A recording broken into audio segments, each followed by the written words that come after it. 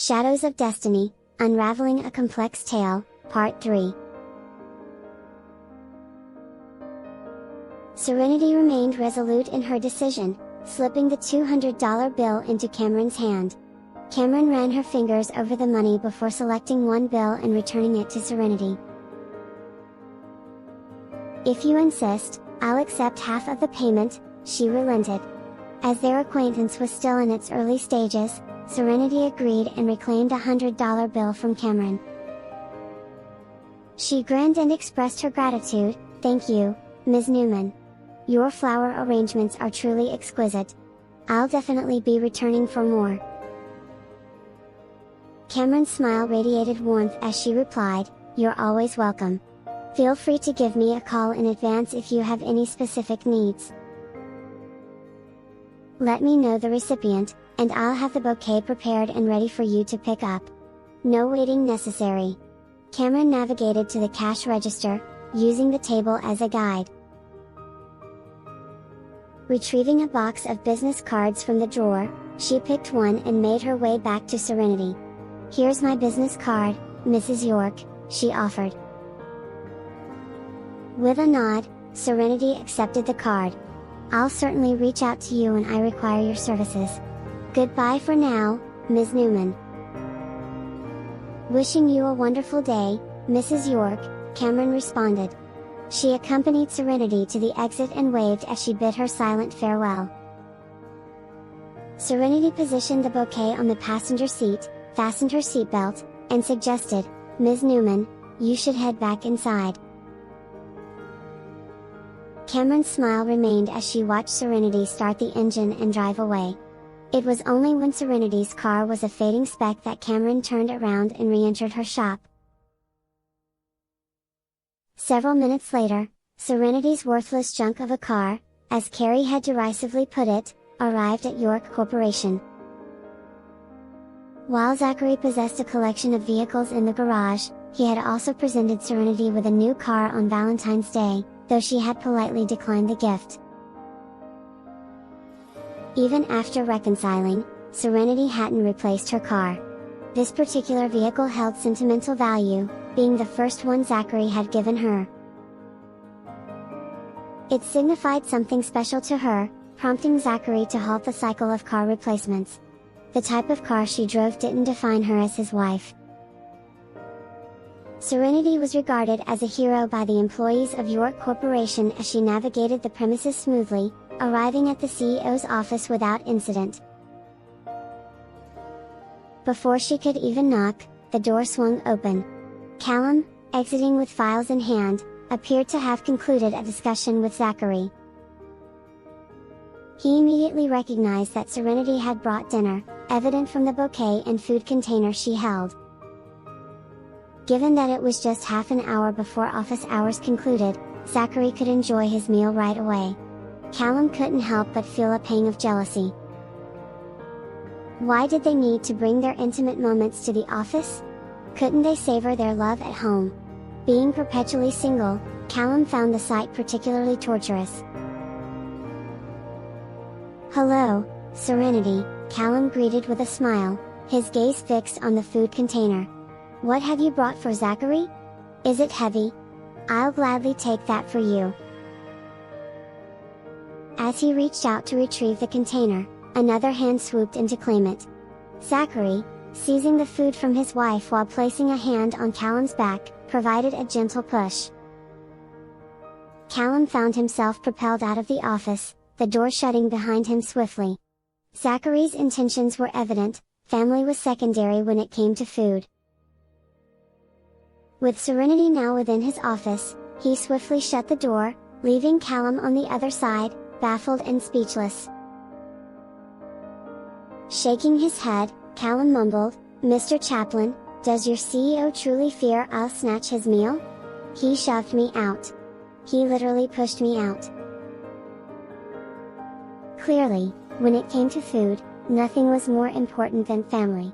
Callum was ousted from the room without hesitation. Mr. Chaplin, observing the scene with a smirk, commented, "At least you've recognized that. I won't even bother knocking when the CEO's wife is around." I'll let her announce herself. That way, I can evade being a third wheel and dodge the boss's glare.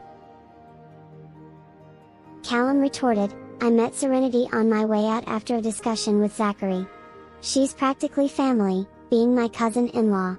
I believe I deserve a taste test when family arrives bearing food. Mr. Chaplin couldn't help but chuckle at Callum's audacity. That's precisely why Zachary pushed you out of there. Only you would have the gall to pull off something like this. Well, I am related to both Zachary and Serenity, so it's unlikely that a small matter like this would strain our relationship, Callum reasoned with a hint of annoyance.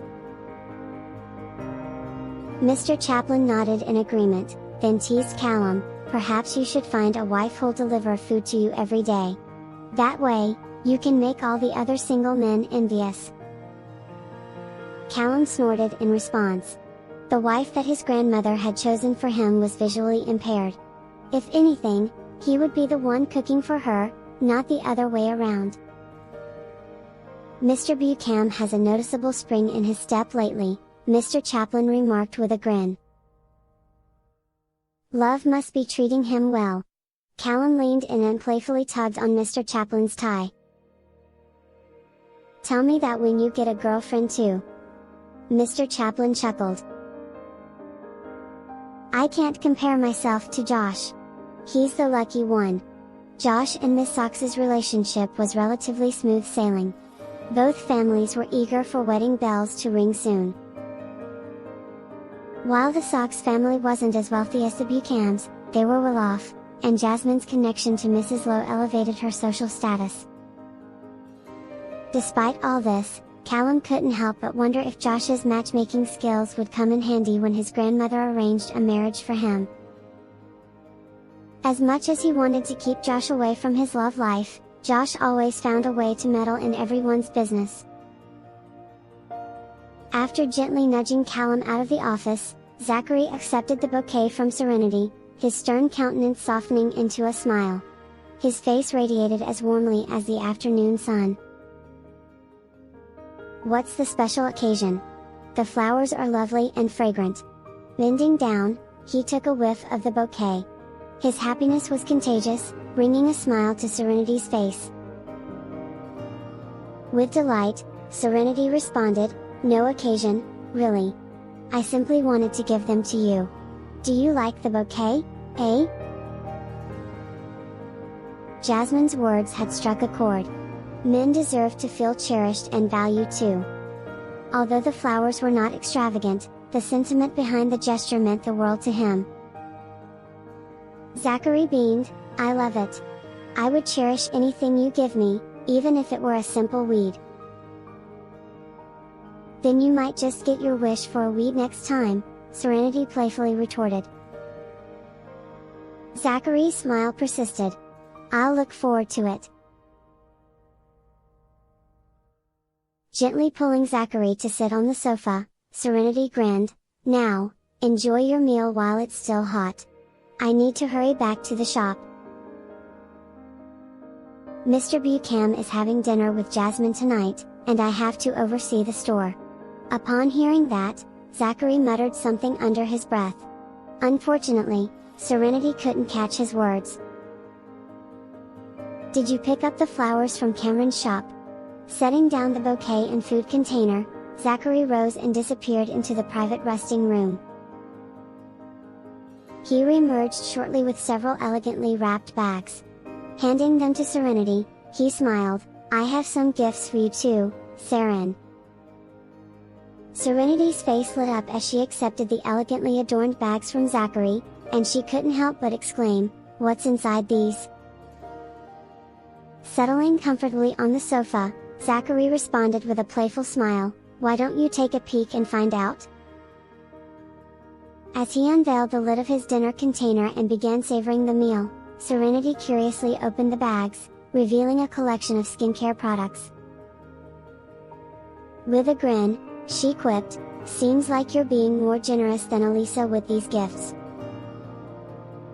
She was well aware that Zachary hadn't been entirely pleased with her using skincare products given by Elisa, insisting that only the ones he provided should touch her skin. However, he hadn't actually given her any products himself. Serenity had continued to use the items Elisa had gifted her, finding them effective and better than her previous choices. Understanding the importance of quality skincare for women, Serenity noted, "I'll appreciate whatever you choose for me, Zachary." He was determined to offer her the best, seeking his mother's advice. His goal was to ensure that Serenity had only the finest products available, given her status as the love of his life. Serenity responded with a bright smile, "Sure thing, Zachary. I'm open to your choices." Zachary then suggested sharing a meal together, but Serenity explained, "I made just enough for one person, and I thought of inviting Callum when I saw him earlier. But if he stayed, there wouldn't have been enough food for you." Zachary chuckled, adding, "He knows better than to be a third wheel." This prompted a burst of laughter from Serenity, and as Zachary enjoyed his meal with relish, Serenity recounted her encounter with Carrie during her visit to Cameron's shop. "Cameron is genuinely blind," Serenity explained, sharing Cameron's story of losing her sight due to an illness. Despite efforts to find a cure, her aunt's visits to doctors had been in vain.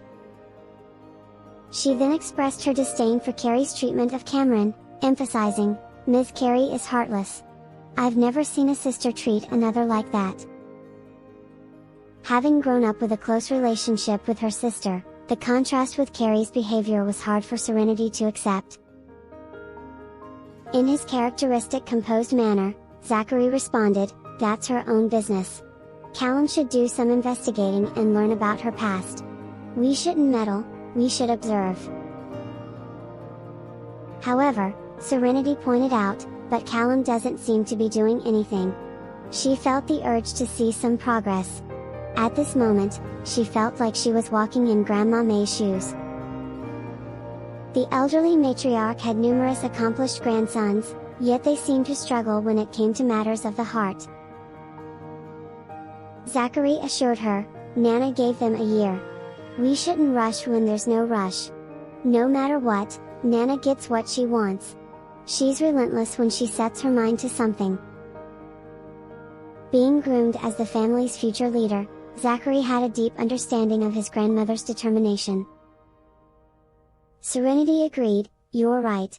Let's wait and watch how things unfold. Callum and Kevin's stories should be interesting. Callum is easier to keep an eye on since he's here, but Kevin is miles away. By the time we hear anything, Kevin might already be bringing Miss Queen home to meet his parents. I mean, Miss Queen." The image of Hayden posing as a man had made a lasting impression on Serenity. She was intrigued by Hayden's disguise, and she couldn't help but wonder how Grandma May had seen through it. "They'll definitely come crawling to us for help," Zachary predicted with a certain confidence. Serenity couldn't help but chuckle with a touch of sarcasm. Zachary was known for his unyielding demeanor, and she couldn't quite picture him as a supportive figure for his cousins in need. She expressed her doubts, stating, "I can't say I share your faith in that, babe." His cousins seeking his assistance seemed improbable. After all, what could Zachary truly offer them aside from perhaps some snarky comments or less than ideal advice? Serenity's skepticism was clear, and Zachary, unfazed, maintained his steady gaze on her. "We'll just have to wait and see," he remarked, his tone unwavering. He explained that, being the senior male figure in the family, his cousins might approach him when they find themselves in trouble, even if he couldn't provide an immediate solution. Serenity, aware of the respect and trust his cousins held for him, found herself agreeing with his prediction. Curious about the incident involving Carrie, Zachary inquired about the situation. While Serenity had mentioned the run-in with her sister, she hadn't provided details about the interaction. Serenity, wanting to avoid any appearance of secrecy, opened up to Zachary about Carrie's arrogant behavior. She didn't want to give him further ammunition to accuse her of withholding information from him, as he had in the past. His reaction was a scowl, a fleeting sign of his displeasure. He walked away briefly, only to return with the keys to his Rolls-Royce, which he firmly placed in Serenity's hand. In a commanding manner, he declared, "Take this car, Seren. Let's see if Carrie will still have the audacity to call your vehicle junk. It's outrageous for her to even threaten to damage your car." Mr. Newman had already extended apologies on behalf of his wife and daughter, yet Carrie's behavior hadn't improved. She had even dared to hold a grudge against Serenity. However, Serenity, maintaining her sense of self-worth, returned the car keys to Zachary. She affirmed, "I cherish driving my pile of junk." Zachary's concern was evident as he exclaimed her name. He admitted that he couldn't bear to see anyone look down on her. However, Serenity knew that a car wouldn't change people's perceptions of her. Whether she drove the Rolls-Royce or her own car, people would still find ways to criticize and judge. Her strength and resilience were her best tools to overcome such judgments. Zachary was momentarily left speechless by her conviction. Drawing her into a warm embrace, he spoke with a mixture of fondness and exasperation, "You're incredibly stubborn, Seren. You certainly know how to test me." Serenity, wrapped in his strong arms, smiled and responded, "That's just who I am. You'll have to put up with me." His affectionate reply was heartfelt, "I'll always be there for you." They shared a lingering hug until Serenity playfully pushed him away. She asked if he was satisfied after their meal. Zachary muttered something under his breath, which this time, Serenity caught. He was expressing frustration about Josh skipping a business meeting to go on a date with his girlfriend. Amused by his reaction, Serenity suggested, "Why don't you remember the times you left your work to spend time with me? Give Mr. Buchan and Jasmine a chance to have a date too." Zachary's lips pursed, and he offered no further words. As Serenity packed up her things, she rewarded her husband with a passionate kiss. After their intense embrace, she quipped, "I'll be waiting for you at home. Just remember not to drink too much, or better yet, avoid alcohol altogether." He teasingly responded that he would tell clients his wife didn't allow him to drink.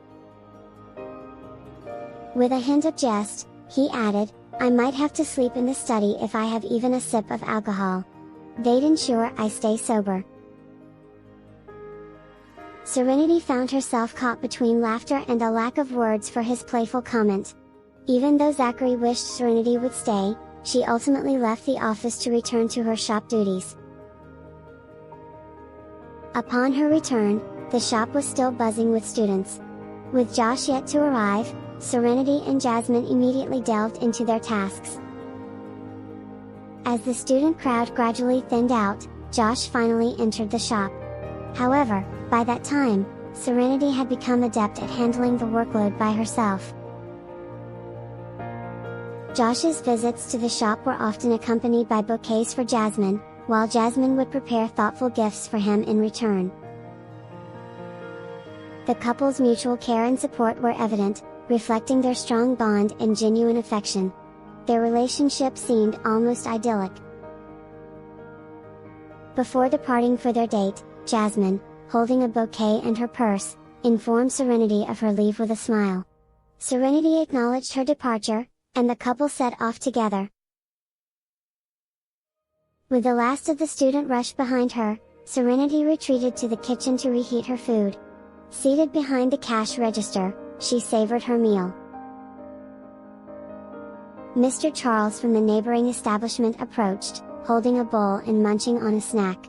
Serenity greeted him, noting his late dinner.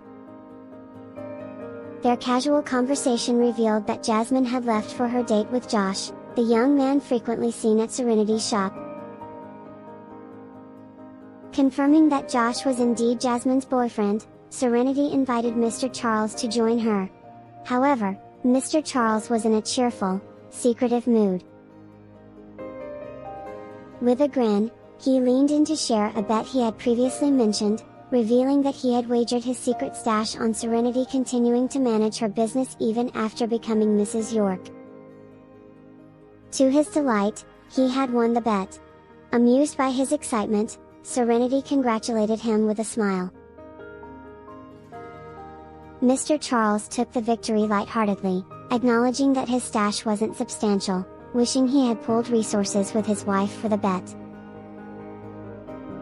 He playfully imagined how much more they could have won together, only to realize that his wife's knowledge of the situation would lead to her taking control of the funds. Serenity playfully cautioned him. She knew Mrs. Charles was the one who managed the household finances, providing Mr. Charles with a monthly allowance of $500. Any extra expenses were handled by Mrs. Charles, including support from Mr. Charles' parents. With Mrs. Charles in charge, Mr. Charles had little to worry about regarding the household finances. He could easily save his monthly allowance if he desired. Serenity suspected that Mr. Charles might have a hidden stash from his shop's stock.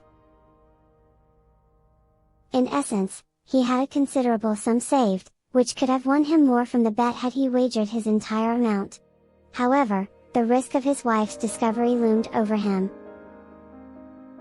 Mr. Charles chuckled and responded, "You're right. It's a good thing I didn't share this with my wife." Serenity pointed out the perks of his financial situation. This alleviated his burden of various costs like supporting parents, in-laws, social obligations, and child rearing. She noted that he was fortunate to have such an arrangement. With a mouthful of food, Mr. Charles admitted, "Absolutely, managing finances isn't easy."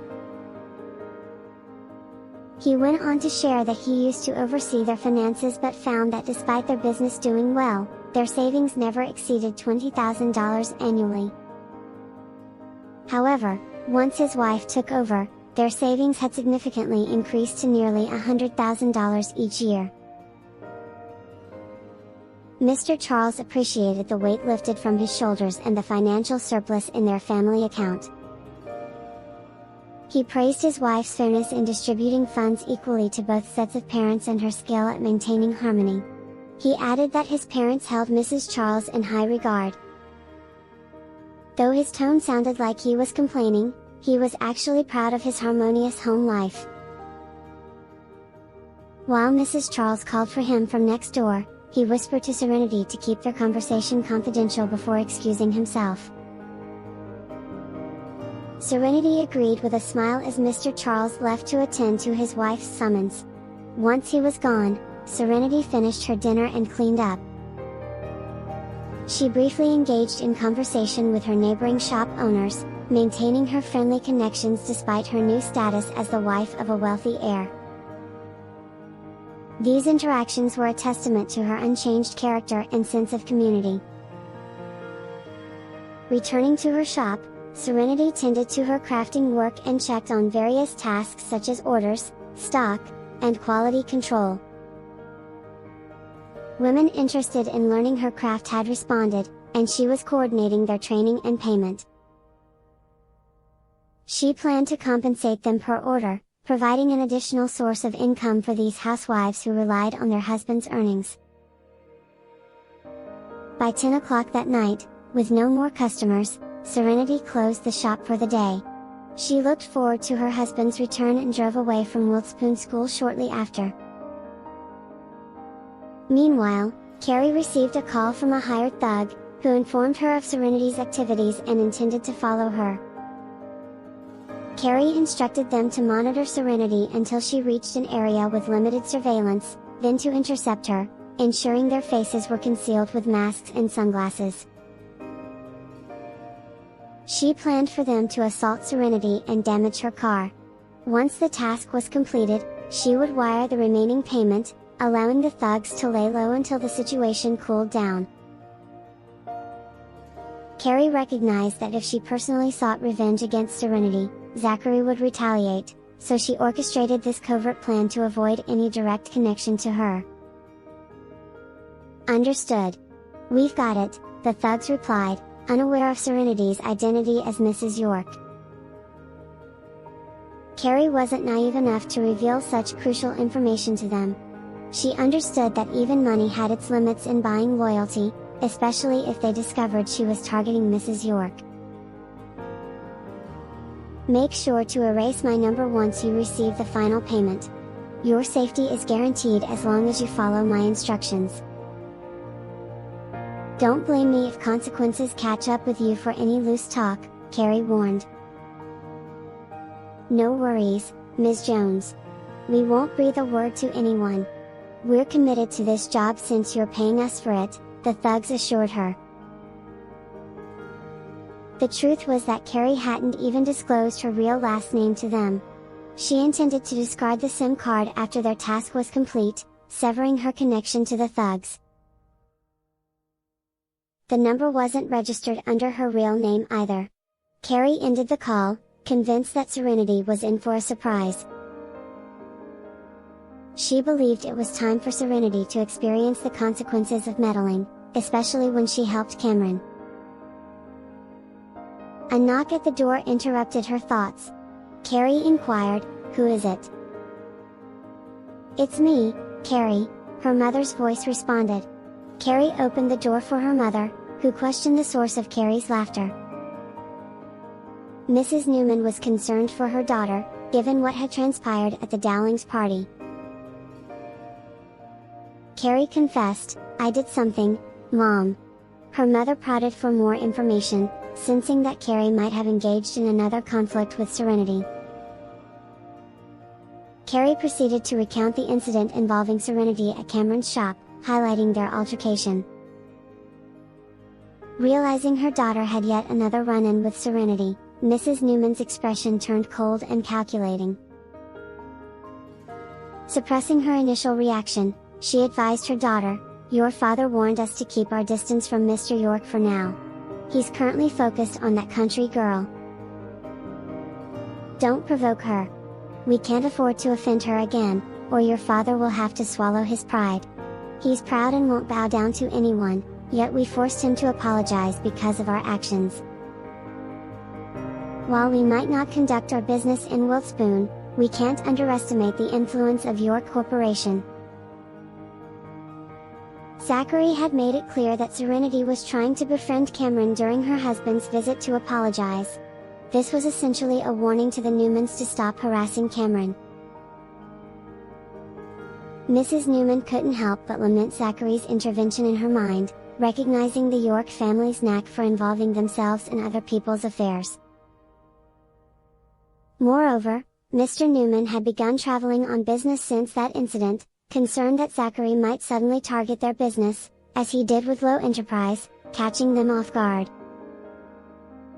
The truth behind the clash between York Corporation and Lowe Enterprise remained hidden, as the two major companies had resumed their business partnership.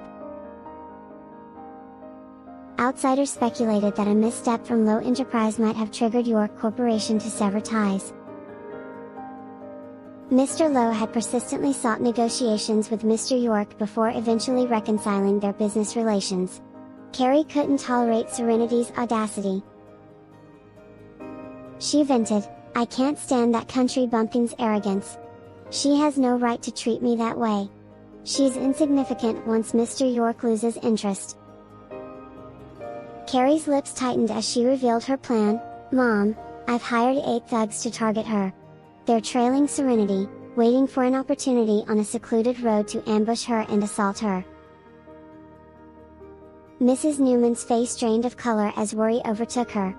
"Where did you find these people? Have you planned everything meticulously? Ensure there are no traces leading back to you. Also, I've heard the country girl has learned self-defense and kickboxing. Make sure they don't mess this up." Carrie responded nonchalantly, "I've taken kickboxing classes myself. But honestly, what's the point? I can't even take down our bodyguard. It's just for show." Mr. Newman chimed in, "That's true. While the hunt girl might have picked up self-defense, we don't know how skilled she is. You should check on their progress." Serenity once again found herself halted in the dark of the night on a deserted street. Initially, she thought it was Noah bothering her again. However, a closer look revealed no sign of Noah. Without dwelling on the matter, Serenity focused on the present. Several men forced her to stop, and before she could exit her car, they started attacking her vehicle with metal rods. Stepping out of her car, Serenity was met with a barrage of metal rod swings. Unfazed, she calmly faced the onslaught, skillfully blocking and countering the attacks. She managed to disarm one of the assailants and turned to face another's blow. Armed with a metal rod, her composure and confidence improved. Disarming the others, she stood ready. Unbeknownst to the attackers, Zachary had secretly assigned bodyguards to protect Serenity. They quickly intervened, overpowering the assailants. As her bodyguards took control, Serenity held onto the metal rod. Subduing the attackers, one bodyguard called the police while the other reached out to Zachary. Serenity unmasked the thugs, revealing them to be in their 20s and 30s. Frustrated, she slapped one of them, demanding, "Who sent you to attack me?" Their lips remained sealed. Unperturbed, Serenity remarked, "You'll talk when you're at the police station. Don't think you're safe just because this road lacks surveillance." One of the bodyguards reassured her, "Madam, Mr. Zachary is on his way. We've informed the police." The formal address from the bodyguard piqued the slapped man's curiosity. Stammering, he inquired, "Who are you?" Serenity playfully prodded his face with a metal rod, replying, "You stopped my car, wrecked it, and attacked me, yet you don't even know who I am. No need to be frightened, I'm just an ordinary person. You can call me a nobody. But I do have a rather protective husband." The man nervously asked, "Who is your husband?" Smiling, Serenity answered, "People know him as Mr. York." The thug's face lost its color. "Are you talking about Mr. York, the wealthiest person in Wiltspoon?"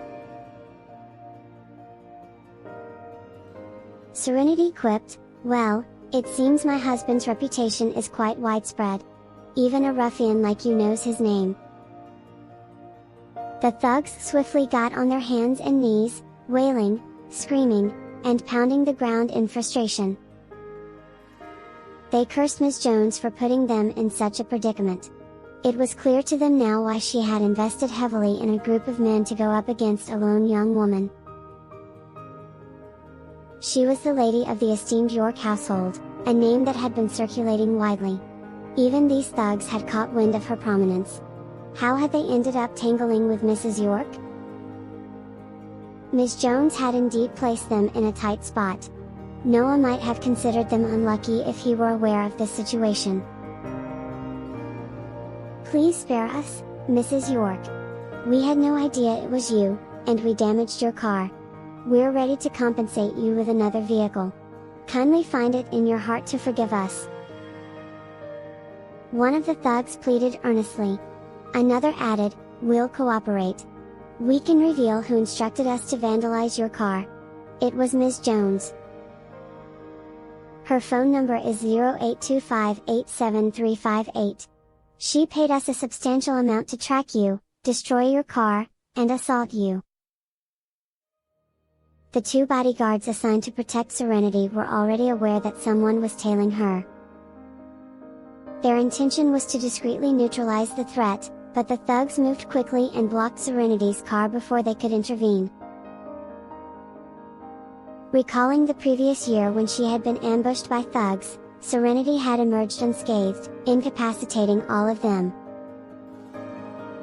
Those assailants had faced the consequences, spending 15 days in custody. Ms. Jones. Serenity pondered aloud.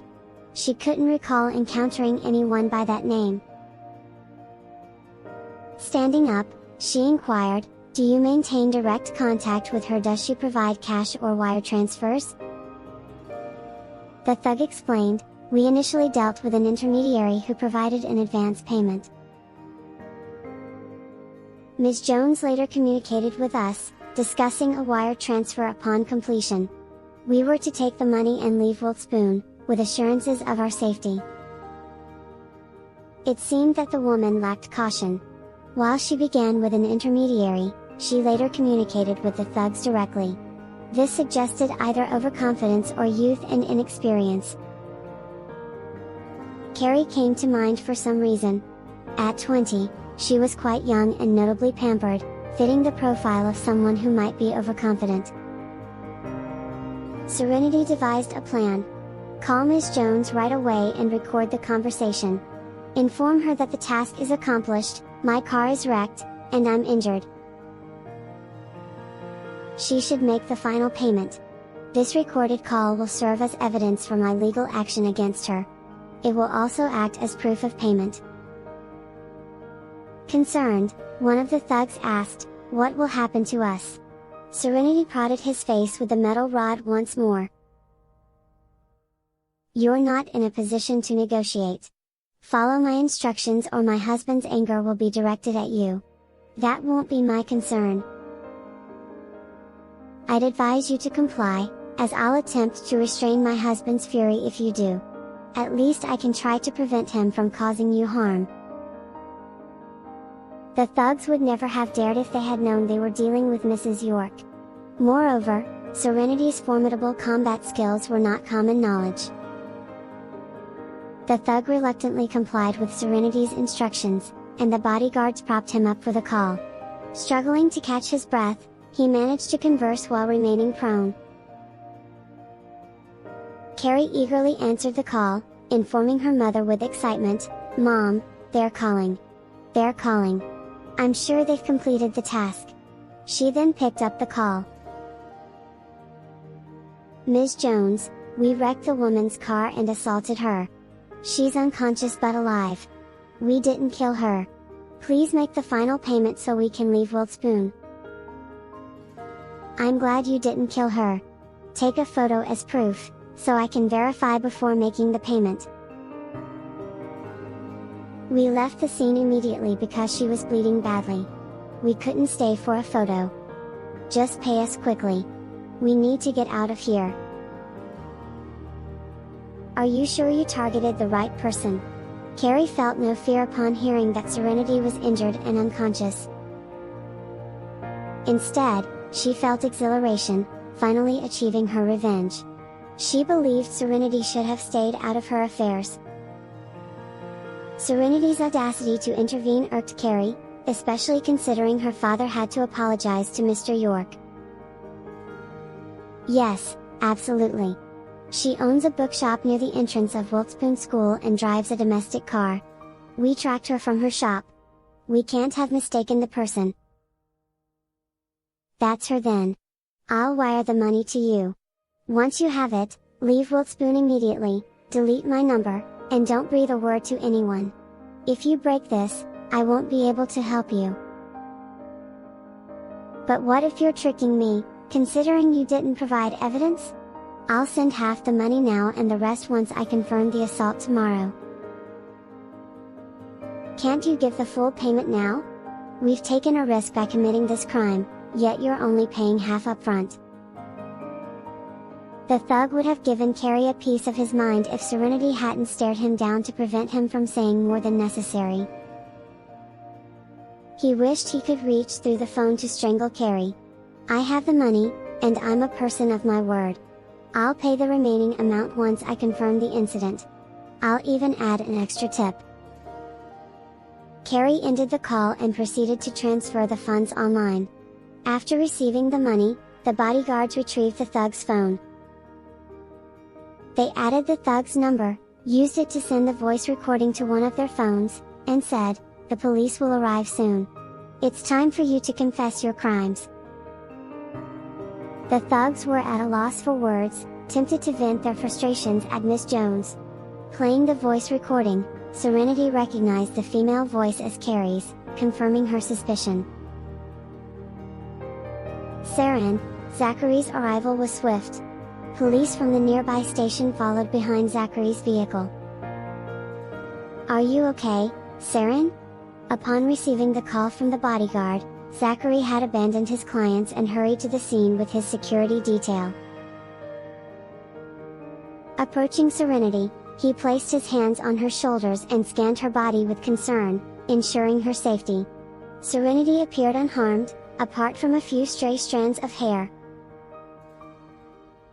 Zachary breathed a sigh of relief. "I'm all right, Zachary. My car took the brunt of it," Serenity reassured. By the time Serenity had emerged from the car, the thugs were already causing damage. She and the two bodyguards had acted swiftly to control the situation, but the car was beyond saving. Zachary cast a glance at the wrecked vehicle and replied, "What matters is that you're safe. The car can be replaced. I gave you one on Valentine's Day. You can drive that one and send this for repairs." Serenity responded, "I prefer the current brand of car I have." Zachary nodded. "I'll arrange for you to get a new car of the same brand tomorrow." He respected Serenity's desire for discretion and avoiding displays of wealth as the wife of the wealthiest man. He was determined to cater to her preferences and lifestyle, doing everything possible to make her happy. Zachary turned to his bodyguards and inquired, "Did you manage to identify the culprits?" "It's Carrie," Serenity answered.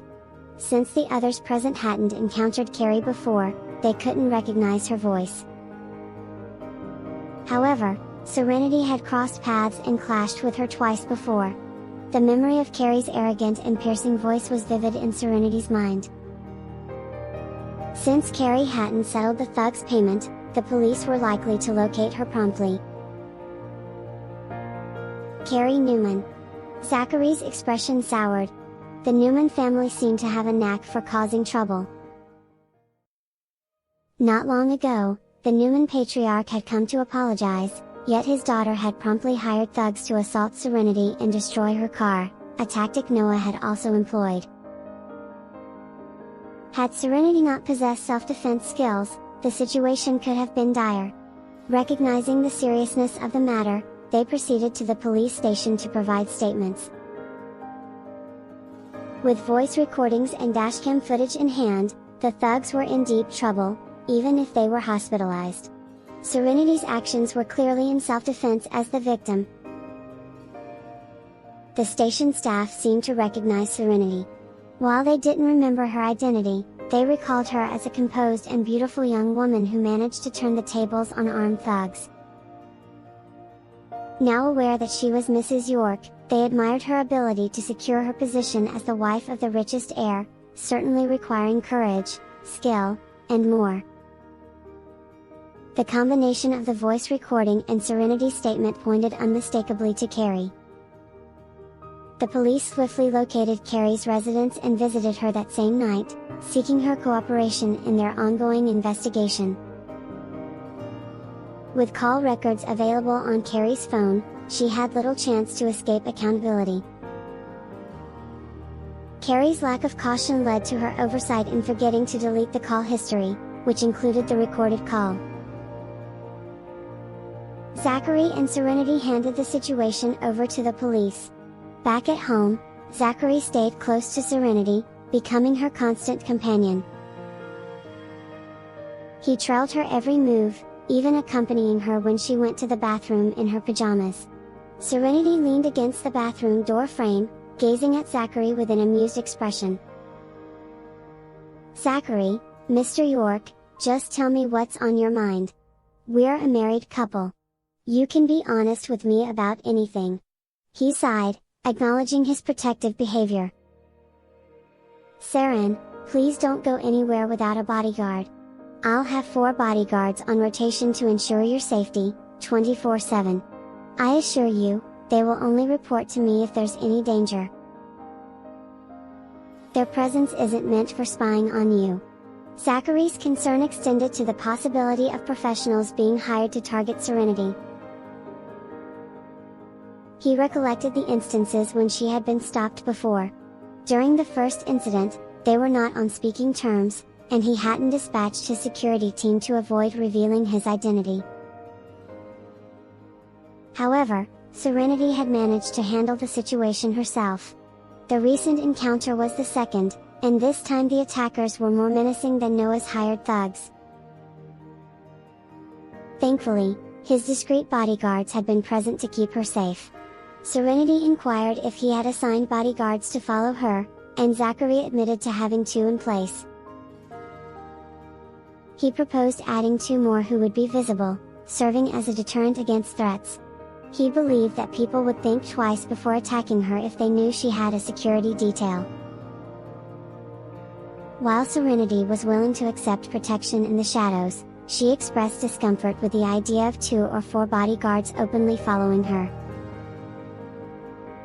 After a moment of silence, she agreed, "All right, I can agree to that, but no more than 2 bodyguards. I don't need 4 of them. Not everyone is as impulsive and reckless as Carrie." Zachary was relieved by her acceptance. "You can't be too careful. Many envy your position now. Caution is essential. I initially selected 4 bodyguards for you, but if you're only comfortable with 2, I'll assign the other 2 to watch over your sister's breakfast diner." He explained that Carrie would face legal consequences for the incident that night. However, her parents might resent Serenity and hold her responsible for their daughter's actions. Zachary was concerned that they might seek revenge, but he believed that as his wife, Serenity would be well protected. Nevertheless, he raised the possibility that they might target those closest to her, such as her sister and nephew. Zachary's words prompted Serenity to consider the safety of her loved ones. Her sister and young nephew, Sonny, were paramount in her life. The vulnerability of a 3-year-old like Sonny made him a potential target. The mere thought of something happening to him due to her actions was unbearable. Zachary's point hit home, and Serenity responded, "We'll go with your suggestion. Mr. Lewis has security guards patrolling the streets, and my sister and Sonny are safe in the diner. But what if Sonny is out of my sister's sight, even for a moment?" She left the question hanging, her concern palpable. "Saren, don't blame yourself. We are simply being cautious. Besides, having security detail is quite common among people in our social circle. It's not unusual at all." Zachary reassured Serenity. "I'm just worried that the Newmans might target my sister and Sonny as retaliation." Serenity expressed her concerns, but she held steadfast that her actions to help Cameron was justified. Carrie had crossed a line that needed addressing. Zachary offered reassurance. "I doubt that will happen. Don't worry. I'm here for you. And your sister rents the shop from Duncan, who's a responsible landlord. He owns a significant portion of the commercial space on that street and has maintained a good record. Plus, he cares for Sonny and wouldn't let any harm come to him. Duncan's connections and reputation will deter troublemakers," Zachary continued. "The only ones with audacity enough to come after you are the Newmans and your relatives. I'll make sure to keep an eye on both families through Josh. We'll be prepared if they try anything." Zachary then posed a question to his wife, asking if she would still help Cameron if given the chance to go back. Serenity responded without hesitation, her commitment to justice clear. "I would. If Elisa and I hadn't intervened that night, Cameron might have been seriously hurt or worse." Zachary smiled, knowing Serenity's character well. "In that case, don't blame yourself. Your actions were honorable. We can't please everyone in this world, and there will always be a few who harbor ill intentions. We can't prevent them from crossing our paths, but we can remain vigilant." He advised her to take a bath and reminded her that it was late. Serenity agreed with his perspective, recognizing that even if she did nothing, there would always be those who disliked her. She decided to let go of unnecessary guilt and follow Zachary's advice about the Newmans. Serenity headed into the bathroom for a bath, while Zachary sat on the bed and called Josh. Meanwhile, Josh and Jasmine had just returned home after a night out. Jasmine was heading inside when Josh's phone rang with Zachary's call. Josh answered the call and Zachary without hesitation asked, "Are you still out on a date?" Josh responded that he just drove Jasmine home and asked Zachary, "Why are you not asleep at this hour?" Zachary explained that something had happened with his wife. Concerned, Josh asked for details, listing various possibilities including an argument, a misunderstanding, or even drunken behavior. Zachary clarified that he hadn't consumed any alcohol during a business meeting and had stayed faithful to Serenity's wishes. Josh playfully teased, "No alcohol." And Mr. Mo was okay with that. Mr. Mo had been Zachary's client that evening. Zachary chuckled and explained, "I made it clear to Mr. Mo that my wife doesn't like the smell of alcohol on me. She prefers me to sleep in the study if I've been drinking." He even called me an uxorious husband. So, I stuck to tea. Josh chuckled, his tone amused, "You've certainly changed, Zachary. I can't believe you told Mr. Mo that." The situation that Zachary described piqued Josh's curiosity. "So, someone had the audacity to block the Mrs.'s car. I bet they're regretting it now in some hospital." Zachary found himself in a mix of emotions. "It's a mix of tears and laughter, honestly. But I'm already on it." Josh was intrigued, his mind racing with possibilities. Who's the brave one who messed with the missus? With a tinge of irritation, Zachary replied, "Actually, your admirer." He quickly corrected himself, "Well, yours now." He confirmed the person's identity, saying, "It's Miss Carrie from the Newman family." Josh wasted no time in piecing things together. "Ah, Miss Carrie must really have it out for the missus. Mr. Newman apologized not too long ago, and now his daughter is causing trouble again. Has she been arrested?" "We've called the police on her. She's in custody, backed by evidence. I need you to do something for me. Keep a close watch on both the Newmans and Serenity's relatives." Josh grasped the situation, understanding the underlying concern. Worried that Mr. Newman might want to retaliate. He recognized the need for vigilance, especially considering the Newmans' protective attitude toward their daughter. Being prepared is a good call. Miss Carrie is their precious daughter, and they've indulged her. It's best to be cautious and see what's coming. Agreeing with Josh's perspective, Zachary confirmed, "Exactly. Have your people keep an eye on them." Josh pledged his support, ready to take action. "Consider it done. I'll have my best men on it. They're sharp and skilled, capable of going undercover if needed." Then, a thought crossed his mind. "By the way, do you think Mr. Newman might be involved in any shady dealings? Would you like me to investigate Newman Enterprise?" Zachary considered the idea. "It's better to know our enemies. If you can spare the time, look into it. If he's involved in anything questionable, we can address the whole situation together." Josh agreed with the plan. "Sounds like a plan. I'll get my team on Newman Enterprise once I'm back home." With their conversation concluded, Josh ended the call, preparing to take action upon his return. Unbeknownst to Serenity, while she was enjoying her relaxing bath, Zachary had everything under control. When she emerged from the bathroom, she discovered Zachary lounging on the bed. Playfully, she sidled up to him, her arms encircling the back of his neck as she gently pushed him onto the mattress, assuming a dominant position. "Honey, you're quite a tease," Zachary's voice took on a husky tone as he playfully hinted at his wife's actions. With a flirtatious smile, Serenity showered Zachary's face with soft kisses, affectionately moving away and even giving him a playful kick. "Off you go for a shower, darling. You've got a whiff of cigarette smell." Zachary took a sniff of his clothes but detected no trace of tobacco. Regardless, he trusted his wife's keen senses and proceeded to freshen up, returning in a crisp change of clothes.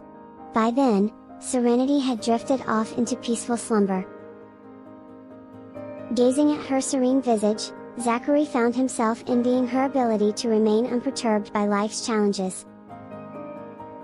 Serenity had a remarkable resilience, effortlessly managing her meals and rest even amid adversity.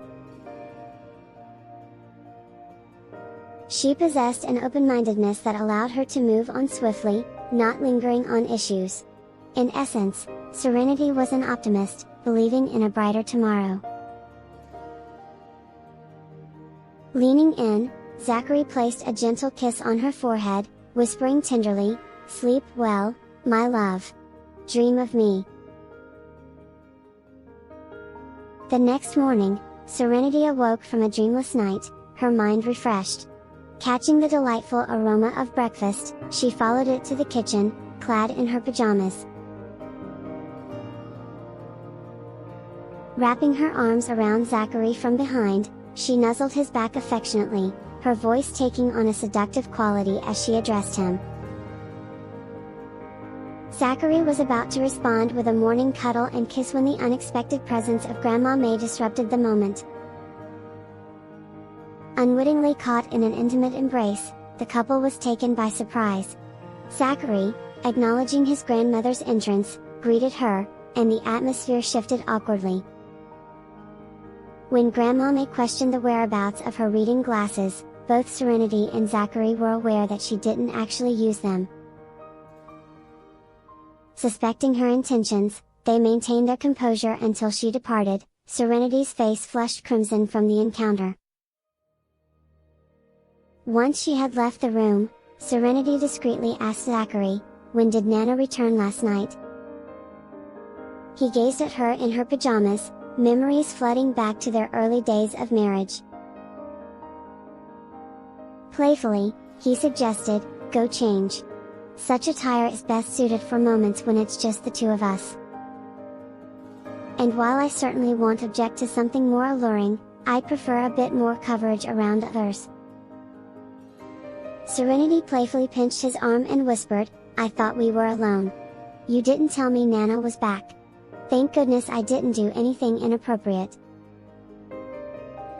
Relieved, she retreated to their bedroom to change, suddenly remembering her own tendency to remove her bra while sleeping.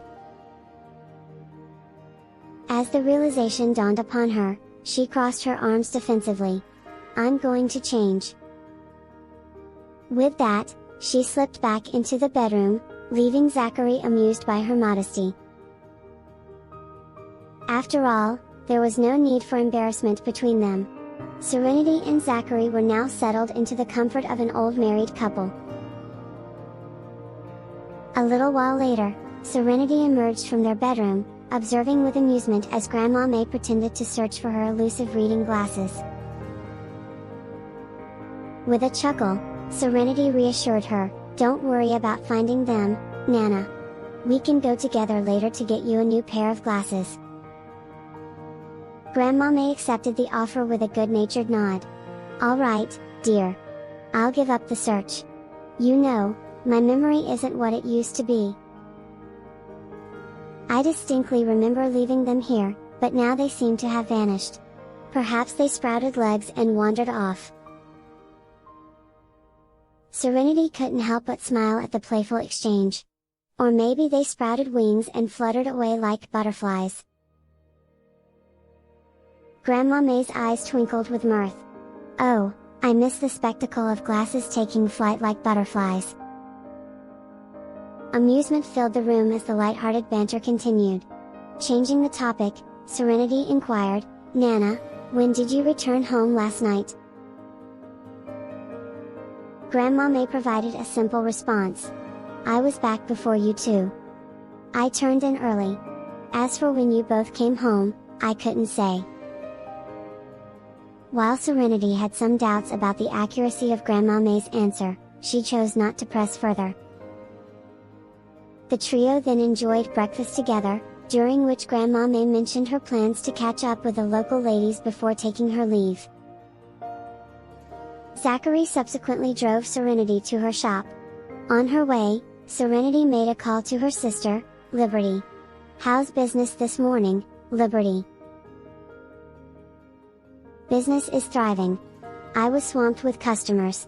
Thankfully, Mrs. Lane came in early to help me out. If it continues like this, I might consider hiring additional staff." Serenity was confident in her sister's success. "Your business is bound to flourish. I have no doubt." Liberty, currently engrossed in her work, promised to catch up with Serenity later in the afternoon. The sisters planned to discuss taking legal action against their relatives. However, Serenity omitted the incident from the previous night to spare her sister any unnecessary worry. Back at the diner, Mrs. Lane was busy attending to customers, leaving Sonny alone. Despite that, the well-behaved boy sat behind the cash register, entertaining himself with toy bricks. In walked Hank, who observed the bustling diner with mixed feelings. The sight of Liberty's successful venture was both surprising and frustrating to him. Focusing on his son, Hank approached the cash register. "Sonny?" Noticing his father's presence, Sonny's face lit up. His mother often stressed the importance of earning money to support him, making him conscious of not burdening her with trivial matters. Thus, seeing his father was a rare treat. Extending his arms, Sonny eagerly asked, "Dad, are you taking me to the zoo to see the tigers?" Hank grinned, recalling a previous promise he had made. "Not today, buddy. How about we plan for another day when I have more time?" As he interacted with his son, Hank's thoughts revealed a mixture of emotions. Sonny, mostly well-behaved, still possessed a touch of mischievousness typical of a child not yet 3 years old. Hank's recent experience at a nearby park with his son highlighted Sonny's active and adventurous nature. The spirited child would dart off in all directions, keeping Hank on his toes. The memory of almost losing Sonny during that outing left Hank apprehensive about venturing out with him again. Truth be told, Hank had initially avoided such excursions altogether. However, on the occasion they did go to the park together, it was because Hank had run out of excuses to decline. Sonny, ever perceptive, questioned, "Do you have to work?" Hank offered a fabricated response, "Yes, I have work to do, so I can make money." Unsuccessful in his job hunt, Hank still struggled to secure employment. Seeing that Liberty's business was thriving, he started contemplating the possibility of setting up his own venture. The idea of being their own bosses and having flexible hours was enticing. Yet, the fear lingered, would Zachary come after him if he pursued this path? The thought of Zachary's potential interference haunted Hank, though he was resolved to consider becoming a ride-sharing driver if necessary, just to make ends meet.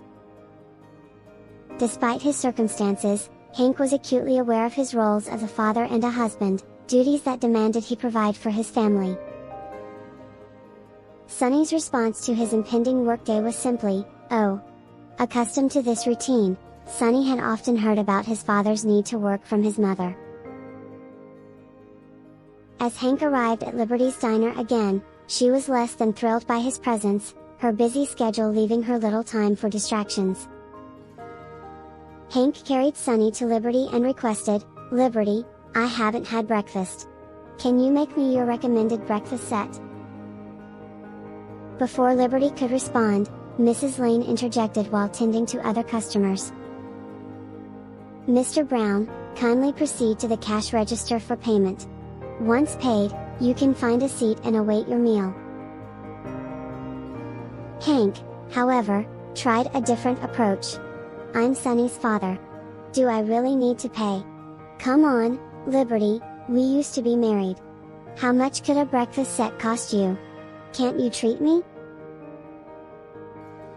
Though Hank had managed to save some money after renovating the former marital home and assisting the Yates family financially, he was now more mindful of his spending due to his lack of income.